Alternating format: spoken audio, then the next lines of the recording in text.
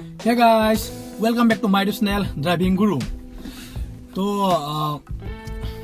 আজি মই আপোনালোকক দেখাম কি কিছুমানে যে কয় যে ক্লাছডেলত ভৰি থাকিলে আমাৰ গাড়ীৰ মাইলেজ বা কিবা প্ৰব্লেম হ'ব পাৰে নেকি, মানে ক্লাছত যদি আমাৰ ভৰি থাকে, আমাৰ লেফ্ট সাইডে ভৰিখন ক্লাছত থাকে, তো যদি ক্লাছত ভৰি থাকে আমাৰ কিবা প্ৰব্লেম হ'ব পাৰে নেকি, মানে বহুত মানুহে মানে কনফিউজনত থাকে আৰু কিছুমানে হয়তো কয় ডাইৰেক্ট কয় যে ক্লাছত ভৰি থাকিলে প্ৰব্লেম হয়, গাড়ীখনৰ প্ৰব্লেম হয় বা ক্লাছ ডিছ যায়। কিছুমানে কয় একো নহয়, মেক্সিমাম মানুহে মানে ভাবে কি যে ক্লাছত ভৰি থাকিলে গাড়ীৰ প্ৰব্লেম হয় বা এনেকুৱা ভাবে, কিন্তু একচুৱেলি সেইটো নহয়। ক্লাছত ভৰি থাকিলে আমাৰ একো প্ৰব্লেম নহয় গাড়ীৰ, আমি ক্লাছত ভৰি থ'ব পাৰোঁ। মানে এনেকুৱা নহয় যে ক্লাছডাল আমি বহুত প্ৰেছ কৰি মানে বহুত প্ৰেছাৰ দি পিনে ভৰিখন থ'ম, তেনেকুৱাতো নহয়। আমি ভৰি থ'ব পাৰোঁ যে এটা বস্তু চাব আপোনালোকে, ক্লাছডালত মানে চব গাড়ীৰে ক্লাছত মানে আপোনাৰ অলপ স্পেচ থাকে, মানে অলপ মানে আপোনাৰ ভৰিখন দিলে গম পাব, যেতিয়া ভৰিখন দিব অকণমান দাবি যায়, মানে সেইখিনি স্পেচ চব গাড়ীতে থাকে।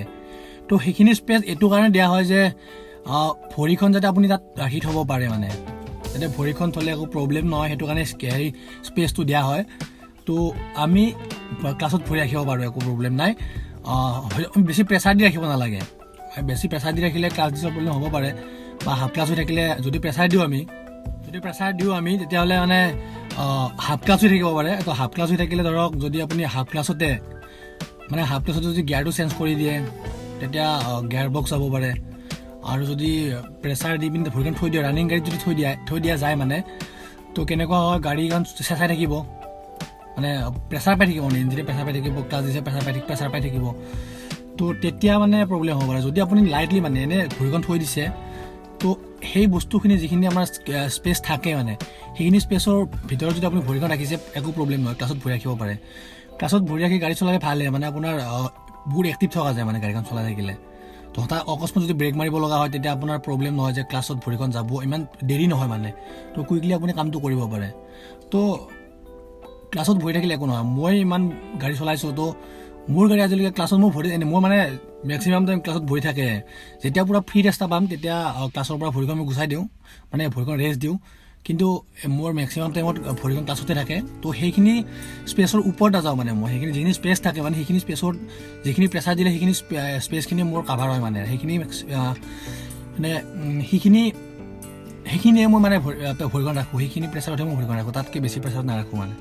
তো আপুনিও ভৰিখন ৰাখিব পাৰিব, বাট সেই যিখিনি স্পেচ থাকে সেইখিনি স্পেচৰ ভিতৰত ৰাখিব, তাতকৈ বেছি এচি নিদিব, এনেই জাষ্ট ৰাখি থ'ব পাৰিব ভৰিখন, একো প্ৰব্লেম নহয়। আৰু এটা কথা কি, আপোনাৰ চেণ্ডেল পিন্ধি গাড়ী নচলাব, মানে চেণ্ডেল পিন্ধি গাড়ী চলালে আপোনাৰ অসুবিধা হ'ব পাৰে অসুবিধা হয়।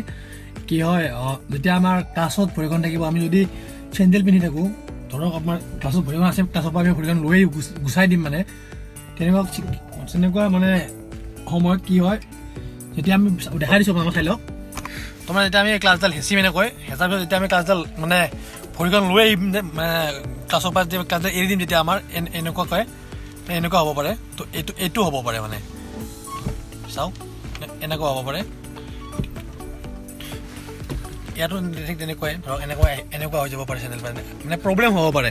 তো মানে কি, যেতিয়া আমি গাড়ী চলাম তেতিয়া আমি জোতা পিন্ধি গাড়ী চলাব লাগে, মানে জোতা পিন্ধি গাড়ী চলালে আমাৰ একো অসুবিধা নহয়, মানে আৰু চেণ্ডেল পিন্ধি চলালে আমাৰ এইটো অসুবিধা হয়, তাৰ কাৰণে আমাৰ গাড়ীখন চলাত প্ৰব্লেম হ'ব পাৰে। যদি জাম থাকে তেতিয়া হয়তো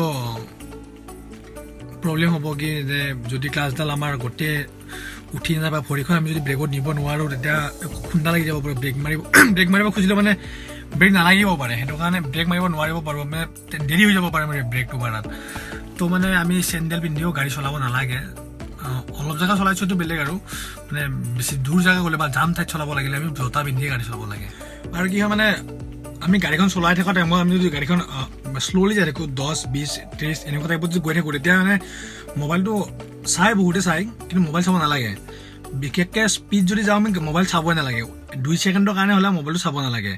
কথাই আছে ন, নাজাৰ হাতীটো দুৰ্ঘটনা ঘাটি, মানে কি যদি আপুনি বেছি স্পীডত গৈ থাকে, বেলেগ অন্যমনস্ক হয়, তেতিয়া মানে কি হয়, সেই স্পীডটোত আপুনি কণ্ট্ৰলটো ধৰিব নোৱাৰিব, মানে কণ্ট্ৰল কৰিব নোৱাৰিব। যদি কিবা এটা আগত আহি যায় বা স্পীড ব্ৰেক এটা আহি যায়, মানে পটককৈ দেখাব আপুনি হঠাৎ মানে ব্ৰেকে মাৰিব নে কাটিব নে, এনেকুৱা টাইপ হৈ যাব পাৰে।